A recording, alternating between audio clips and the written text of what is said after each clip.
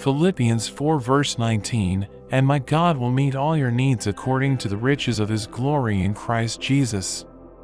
Deuteronomy 8 verse 18, but remember the Lord your God, for it is he who gives you the ability to produce wealth, and so confirms his covenant, which he swore to your ancestors, as it is today.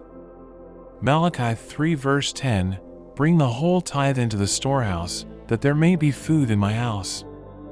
Test me in this, says the Lord Almighty, and see if I will not throw open the floodgates of heaven and pour out so much blessing that there will not be room enough to store it. Luke 6 verse 38, give, and it will be given to you. A good measure, pressed down, shaken together and running over, will be poured into your lap. For with the measure you use, it will be measured to you. Proverbs 3 verses 9 to 10, honor the Lord with your wealth, with the first fruits of all your crops, then your barns will be filled to overflowing, and your vats will brim over with new wine. 2 Corinthians 9 verse 8, and God is able to bless you abundantly, so that in all things at all times, having all that you need, you will abound in every good work.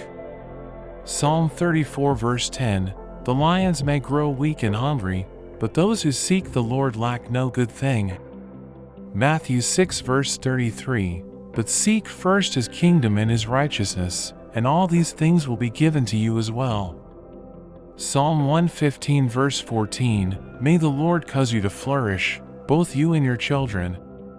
Isaiah 48 verse 17, this is what the Lord says, your Redeemer, the Holy One of Israel, I am the Lord your God, who teaches you what is best for you, who directs you in the way you should go.